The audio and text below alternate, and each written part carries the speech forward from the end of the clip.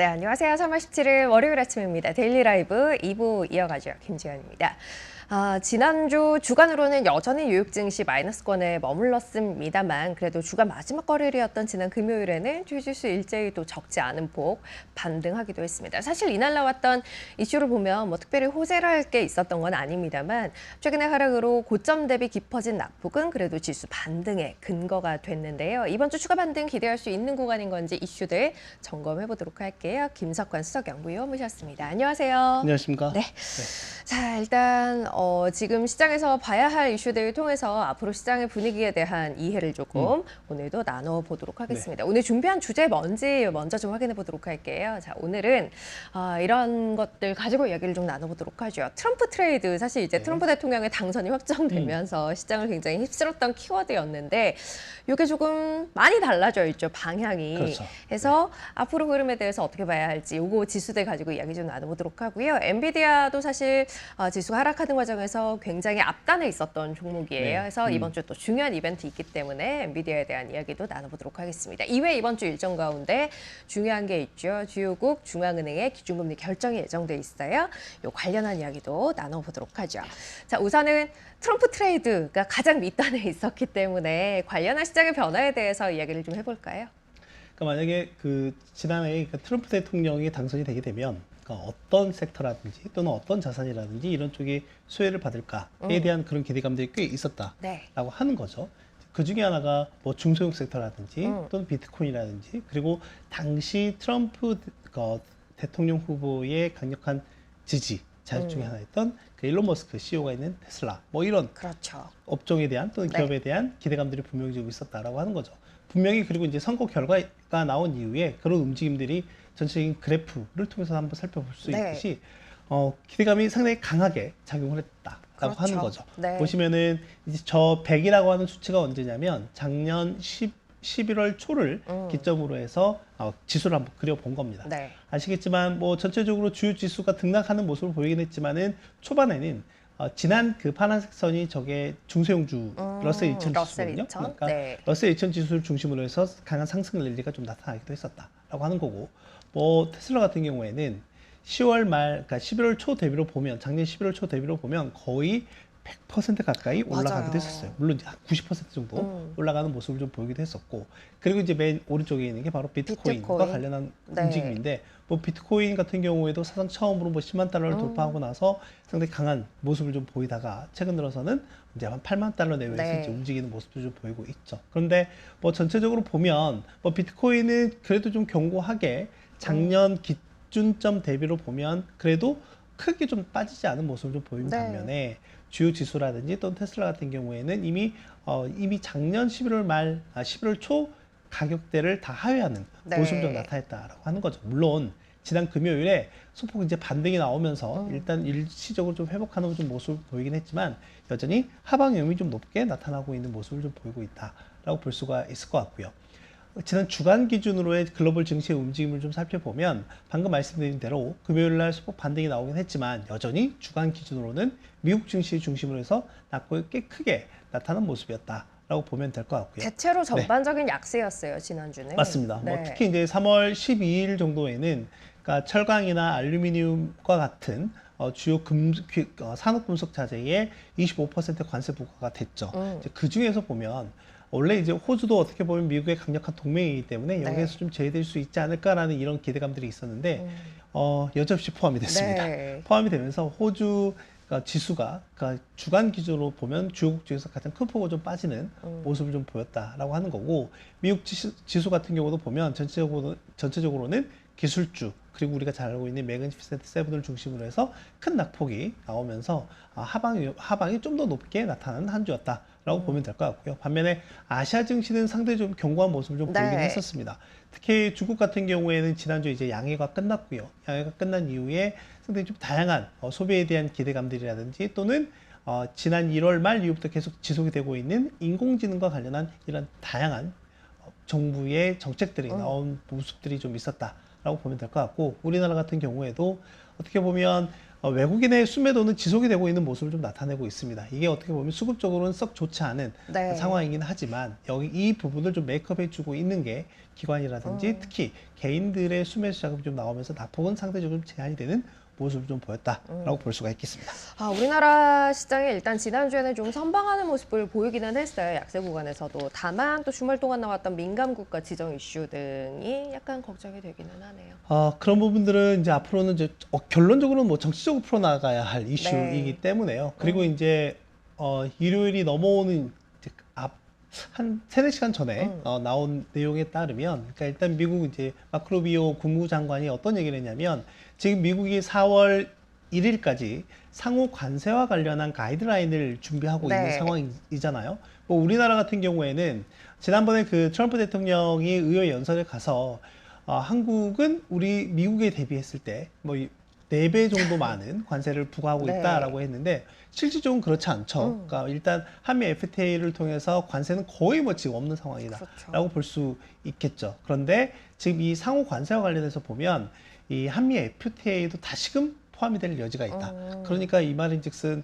향후에 이 관세와 관련해서도 보면 이 한미 FTA에 재개정과 관련한 또 이슈가 지난 트럼프 일기 때도 있었거든요. 네, 그럴 가능성도 있다라고 하는 거죠. 뭐 어찌됐건 그러니까 관세와 관련한 이제 불확실한 움직임들은 일단 4월 초까지는 좀 지속될 여지가 있다라는 점은 여러분께서 염두에 두시고 대응을 할 필요가 있을 것 같습니다. 미국과의 관계에 있어서 뭐 우리나라도 예외일 수 없는 상황이니만큼 관련된 뭐 정치 경제적 이슈들 계속해서 좀 따라가 볼 필요가 있을 것 같다라는 생각이 들고요. 주말 동안에도 역시 관련한 이슈들이 계속해서 나오기도 했습니다. 다시 이제 미국장에 대한 지난주 이야기로 넘어가서 제가 이제 앞단을 시작할 때 미국장이 사실 뭐 재료로 봤을 때 금요일장에 반등할 만한 뚜렷한 호재가 있었던 건 아니지만 많이 하락한 부분은 반등의 근거가 됐다라는 이야기를 드렸는데요. 재료로 봤을 때는 사실 소비자 심리와 관련해서 좀 걱정스러운 부분들이 또다시 나오기도 했어요. 네, 좋지 않았어요. 네, 뭐 지금 저희가 그 최근에 미국의 물가와 관련한 데이터를 좀 보면서 가장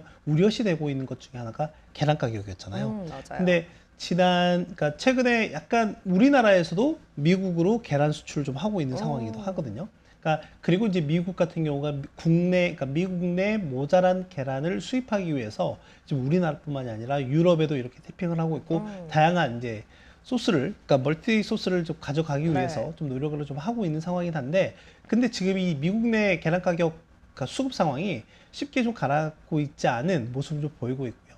그러니까 미국 내 전역 평균으로 보면, 그러니까 계란 12알 기준으로 지난 2월 달에 한 5.4달러 정도였거든요. 근데 이게 최근에 약간 좀 내려왔다라고 나온 내용들도 있긴 했었는데 아니에요. 다시금 올라와서 지금 거의 한 8달러까지 가는 지역도 있다. 그러니까 특히 캘리포니아 지역은 10달러를 이제 가고 있는 상황이다라고 하니까 12개 만 원이 넘네요, 평균 가격이. 그러니까 여전히 좀 수급적으로는 어려운 상황에 좀 직면해 있는 상황이다라고 보면 될 것 같고, 이렇게 되면 이제 소비자들이 계란 소비를 아예 안 하던가 그렇게 되겠죠, 결론적으로는. 또는 이제 식당이나 이런 데서도 보면 지난번에 제가 한번 말씀드렸잖아요. 순두부에 계란이 빠져 있다라는 내용들이라든지 그러니까 이런 부분들인데, 그러니까 이런 부분들이 전체적으로는 소비자 심리에 악영향으로 비춰지고 있다라고 하는 거고, 지난 금요일에 나온 게 미시건대 소비자 심리 지수 예비치가 나왔는데 지난달에도 안 좋게 나왔거든요. 지금 이 64.7이라고 하는 수치는 지난달 수치입니다. 지난달 수치도 15개월 만에 가장 낮은 수준이다라고 말씀을 좀 드렸는데 지난 금요일에 나온 수치는 57.9가 나왔습니다. 60 아래로 떨어졌어요. 60 아래로 떨어졌고 2022년 11월 이후에 가장 낮은 수치다라고 하는 거죠. 자, 소비 심리가 별로 좋지 않은 상황. 그러니까 결론적으로는 이게 경제적 불확실성, 앞서 말씀드린 관세나 이런 여러 가지, 그러니까 트럼프 정부의 정책이나 이런 것들로 인해서 경제적 불확실성이 높아지고 있다라고 하는 거죠. 그런데 이것도 정당별로 한번 이렇게 좀 더 브레이크다운 해보면 공화당원들의 기대 심리는 높아요. 근데 반면에 중도라든지 또는 민주당원들의 기대 심리는 상당히 낮아져 있는 모습을 좀 보이고 있다라고 하는 거죠. 그리고 제가 미시건대 소비자 심리 지수 중에 또 같이 한번 보셔야 될 게 기대 인플레와 관련한 내용입니다. 기대 인플레와 관련한 내용을 보면 1년 후 기대 인플레가 지난달에 좀 놀랬던 것 중에 하나가 뉴욕 연은에서 나오는 1년 후 기대 인플레는 그나마 그래도 상당히 안정적인 모습을 보였는데 미시건대에서 나오는 기대 인플레가 4.3%로 뚝 뛰었단 말이죠. 근데 이게 지난 금요일에 나온 예비치가 4.9%로 또 뛰었습니다. 더 뛰었어요. 더 5% 뛰었어요. 가까워졌네요. 네. 그리고 이제 그나마 이제 장기 기대 인플레도 그렇게 안 움직였었는데 장기 기대 인플레가 지난 3월달 기준으로 현재 예비치 네. 기준으로 보면 3.5%에서 3.9%로 뚝 뛰었어요. 네. 이 3.9%가요 32년 만에 최고치입니다.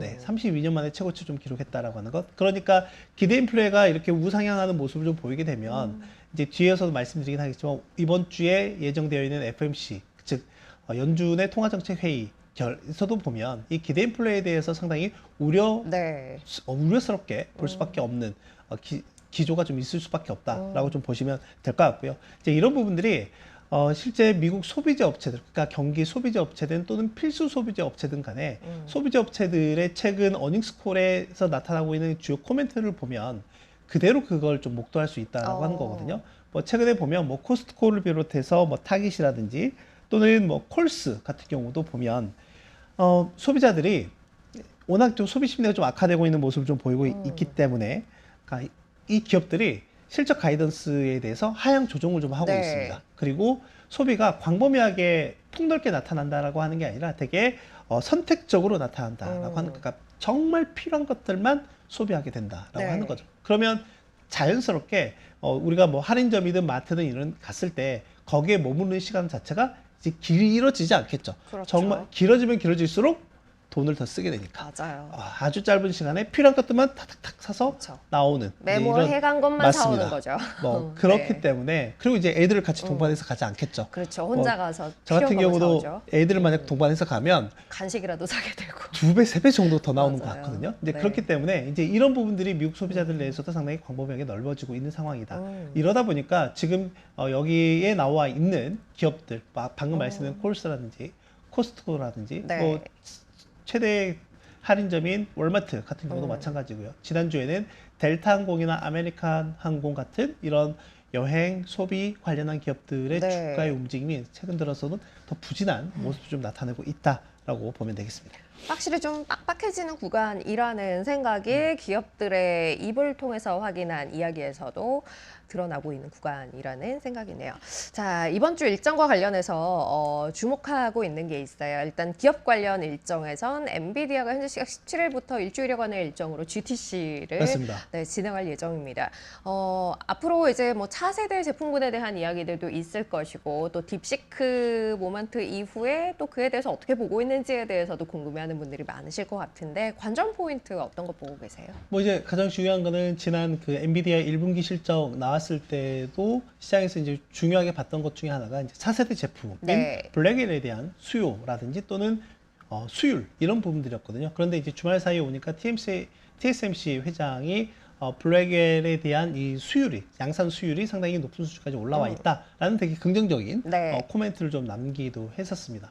그리고 이제 그동안 좀 부진했었던 엔비디아의 주가 흐름들이 있었잖아요. 그런데 지난주 후반 같은 경우에는 GTC 2025에 대한 기대감으로 인해서 일부분은 일정 부분은 반등하는 모습도 좀 나타났었다라고 볼 수가 있을 것 같고요. 이제 그렇기 때문에 지금 블랙웰 제품에 대한 뭐 현재 시장에 대한 수요라든지 또는 차기 제품에 대한 그림을 어느 정도 그려줄 가능성이 좀 높다라고 하는 거고, 특히나 내년에 나올 걸로 예상이 되고 있는 차세대 제품인 루빈에 대한 기본적인 스펙이나 이런 부분들이 공개될 여지도 있다라고 보면 되겠고요. 또 하나는 저희가 이제 최근에 보면 뭐 마이크로소프트든 알파벳이든 이런 기업들이 최근에 양자 컴퓨팅과 관련한 내용도 좀 내놓고 있잖아요. 그래서 이와 관련해서 젠시당 CEO를 비롯해서 엔비디아가 처음으로 첫 번째 퀀텀 데이를 갔습니다. 이 퀀텀 데이에 초대되는 일부 기업들이 있거든요. 지난 금요일에도 보면 뭐 리게티라든지 뭐 이런 퀀텀 컴퓨팅과 관련한 기업들의 주가가 또 크게 뛰는 모습도 좀 보였기 때문에 이 퀀텀 컴퓨팅 데이에서 어떤 얘기를 좀 할지, 그리고 최근 들어서 글로벌 증시에서 가장 강한 섹터 또는 지역이 어디냐라고 하면 당연히 중국이에요. 그리고 테크이거든요. 그래서 중국 차이니스 AI에 관련한 행사도 이번에 좀 가질 예정이다라고 보면 될 것 같고요. 여기에는 여러분이 잘 아시는 뭐 바이트댄스라든지 알리바바라든지 이런 기업들이 다 초대돼서 관련한 협업과 관련한 내용도 좀 논의할 가능성이 있다라고 보면 될 것 같습니다. 그래서 지금 연초 이후로 보면 엔비디아 주가가 대략 10% 넘게 좀 하락해 있는 상황인데, 이 시점에서 얼마만큼의 반등의 모멘텀을 좀 줄지, 그로 인해서 최근에 좀 부진해 있는 반도체 그리고 AI와 관련한 투자 심리가 어느 정도 회복이 될지의 여부를 좀 눈여겨 볼 필요가 있을 것 같습니다. 사실 뭐 엔비디아라는 한 기업이 개최하는 행사이기는 합니다만 뭐 AI 데이터 센터 그리고 중국 AI 이외에도 양자 뭐 관련한 맞습니다. 이야기들 사실 연초에 시장 변동성을 이끌었던 중요한 키워드들이었기 때문에 시장 전반에 미치는 영향이 적지 않을 것 같아요. 이번 주 내내 관련한 부분들 염두에 두고 보셔야 할 것 같다는 생각이고요. 마지막은 이번 주 일정으로 앞서 잠깐 이야기를 했던 주요국 중앙은행들의 금리 결정과 관련한 이벤트 또 눈여겨봐야죠. GTC 2025에서 네. 중요한 게 하나가 있어요. 그 젠시당 CEO의 기조연설이 키노트, 있습니다. 네. 18일 우리나라 시간이 이제 18일 날 열릴 거기 때문에 네네. 뭐 그렇게 되면 우리 시각으로는 수요일 수요일에, 정도에는 네, 확인하게 확인할 되죠. 수 있지 않을까라고 생각이 되고요. 이제 이번 주에 18, 19일에 미국 FOMC 회의하고요. 그리고 일본 BOJ 통화정책 회의가 있습니다. 일단 FOMC 회의에서 저희가 좀 기대를 해볼 내용 중에 하나는 뭐냐면 방금 말씀드린 대로 앞서 미국의 소비자들의 기대 인플레가 상당히 높게 올라가고 있다라고 이제 말씀드렸잖아요. 이제 그런 관점에서 보면 제가 점도표에 올 연말에 예상되는 기준금리의 레벨이 기존과 동일할 건지의 여부를 좀 볼 필요가 있다라고 하는 거죠. 그래서 준비한 화면 중에 경제전망 요약이라고 해서 즉 SEP라고 하는 게 있습니다. 네. 이거는 현재 시장에서 기대하고 있는 금리 경로에 대한 내용이에요. 그러니까 지금 2025년 말 기준으로 3.9%를 예상을 하고 있거든요. 네. 근데 지금 시장은 이것보다 한 차례 정도 더 기준금리 인하할 걸로 예상을 좀 하고 있는 상황이에요. 그런데 이 3.9%가 앞서 지금 1년 후 기대 인플레가 이 미시건대 기준으로 보면 4.9%까지 올라와 있다라고 네. 말씀드렸잖아요. 기본적으로 명목금리라고 하는 거는 실질금리와 명목금리, 그러니까 기대 인플레를 만약에 더한 합치라고 보면 기대 인플레가 더 올라가게 되면 명목금리 더 올라갈 수밖에 네, 없는 네. 물리적인 환경에 취할 수밖에 없거든요. 이제 이런 관점에서 최근에 나오고 있는 이런 기대 인플레를 연준 위원들이 어떻게 반영을 할지에 대한 여부를 확인을 해볼 수 있지 않을까 생각이 되고, 또 하나는 관세나 여러 가지 미국 행정부의 경제 정책에 대한 불확실성으로 인해서 지금 미국 내 주요 IB들은 미국의 경제 성장률 추정치를 하향 조정하고 있습니다. 네. 뭐 지난주에도 뭐 JP 모건이라든지 골드만삭스라든지 주요 IB들이 전체적으로 다 1% 중반대까지 좀 낮춘 모습을 좀 보였거든요. 이런 관점에서 연준도 미국의 경제 성장률 추정치를 하향 조정할지 여부를 좀 더 눈여겨봐야 될 것 같다. 이미 저희가 지난주에도 말씀드렸던 것처럼 애틀랜타 연은에서 추정하고 있는 미국의 1분기 GDP 1분기 성장률 같은 경우가 마이너스 2.4%가 찍히고 있고, 물론 추정치가. 그 항목에는 순수출의 마이너스 기여도가 상당히 큰 그렇죠. 모습을 부분을 좀 차지하고 있다라고 네. 말씀을 좀 드리기도 했지만 지난달 말부터 개인 소비와 관련한 이런 기여도도 좀 낮아지고 있는 모습을 보이고 있거든요. 그리고 앞서 소비 심리가 악화되고 있는 모습, 그렇기 때문에 이번 주에 또 소매 판매를 통해서 저희가 이런 데이터를 확인할 수 있다라고 말씀드리고 싶고요. 또 하나는 BOJ입니다. 일본 중앙은행. 네, 일본이 중요한 이유는 뭐냐면 다른 나라들은 대부분 다 통화 완화 정책들을 하고 있어요. 금리를 높였다가 낮추는 작업을 하고 있다라고 하면 일본은 높이는 작업을 하고 네. 있죠. 그리고 이제 1분기 같은 경우가 중요한 게 일본의 임금 협상과 관련한 이런 협상의 시즌이 이번 1분기 봄철입니다. 네. 그래서 흔히 그걸 이제 춘투라고 하고요. 지난주에 나온 결과치는 저는 이번에 6%를 넘을 줄 알았는데 5.4%가 찍혔어요. 네. 작년에 5.28%였거든요. 그러니까 약 5.4%니까 작년보다 소폭 높아지기는 그러네요. 한다라고 하는 거고, 특히 BOJ의 우에다 가조 총재가 항상 얘기하고 있는 게 뭐냐면 임금과 물가의 선순환 효과가 나타나는, 그러니까 임금이 높아지면 자연스럽게 소비가 늘고 수요가 늘기 때문에 인플레도 높아질 것이다라고 하는 이런 선순환 사이클에 대해서 계속 강조를 하고 있기 때문에 이번 춘투를 좀 봐야 될 것 같고, 준비한 화면 중에 네. 일본의 국채금리 동향이 있습니다. 뭐 보시면 알겠지만 지금 2년물 10년물, 30년물 모두 다 우상향하는 기조가 상당히 최근 들어서 가파르게 좀 나타나고 네, 있는 네. 모습이다라고 하는 거죠. 자료를 네. 이 그림입니다. 뭐 보시면 알겠지만 지금 검정색 선 같은 경우가 30년물이에요. 30년물 같은 경우는 지금 2008년 금융위기의 가장 높은 수준까지 모든 금리들이 지금 그렇게 좀 올라와 있고, 그러네요. 일단 시장에서는 이번 상반기 정도에, 그러니까 당장 3월은 아니긴 하지만 상반기 내에 한 차례 금리 인상과 그리고 연말에 한 차례 금리 인상, 그러니까 올 연말까지 보면 대략 현재 0.5%인 기준금리를 1% 정도까지 올릴 네. 걸로 예상을 좀 하고 있는 상황이다라고 하는 거고요. 그러니까 근데 이제 여기서 좀 저희가 봐야 될 게 만약에 일본은 기준금리를 올리고 미국은 기준금리를 내리게 되면 미일 금리 차, 이 스프레드 자체가 줄어드는 과정이 네, 나타나게 되거든요. 네. 이 과정에서 보면 엔화 강세의 여지가 좀 더 나타날 가능성이 있다라고 하는 겁니다. 근데 이제 과거에 이런 기조 상황에서 보면 과거에 미일 금리 차가 축소되는 과정에서는 실제 엔화 강세 그리고 이제 이 부분은 저희가 작년에도 한번 경험을 해본 바가 있죠. 그렇죠. 작년 여름쯤에. 네. 그렇기 때문에 이 부분은 어떤 말씀 좀 드리고 싶냐면 미일 금리 차 축소가 증시에는 다소 우호적이지 않았던 사례들이 종종 있었다라는 네, 네. 점 좀 염두에 두실 필요는 있을 것 같습니다. 다만 이제 그 충격을 최소화하기 위한 움직임은 있을 텐데, 그렇죠. 네. 다만 이제 방향성 자체의 시장은 조금 놀랄 수도 있다라는 것에 대해서는 염두에 두고 좀 시장을 보자라는 이야기를 주신 것 같아요. 이번 주 이제 주요 일정들 앞서 이야기했던 엔비디아의 GTC도 있고요. 좀 전 이야기 드렸던 FOMC나 일본 중앙은행의 통화정책회의도 있습니다. 이외에도 영국 중앙은행, 영란은행 역시 이번 주 금리 결정을 할 예정이고요. 중국에서도 기준금리 격인 LPR 금리 결정이 예정돼 있습니다. 금요일은 미국의 선물 옵션 동시 만기일이기도 하고요. 이번 주 미국에서는 나이키 그리고 페덱스, 마이크론 등의 실적 발표도 예정돼 있습니다. 미국에서 소매 판매와 산업 생산 등의 실물 지표 발표된다는 것도 함께 챙기시면 좋겠어요. 자, 이렇게 이번 주 일정까지 쭉 챙겨드렸고요. 이슈 점검 여기서 마무리하도록 하겠습니다. 김석환 수석연구위원 함께했습니다. 고맙습니다. 감사합니다. 네, 한 주를 시작하는 월요일 아침입니다. 오늘도 힘찬 출발하시기 바라고요. 날이 꽤 많이 추워졌어요. 오늘도 보온에 신경 쓰시길 바랄게요. 저희는 다음 시간 다시 뵙겠습니다. 고맙습니다.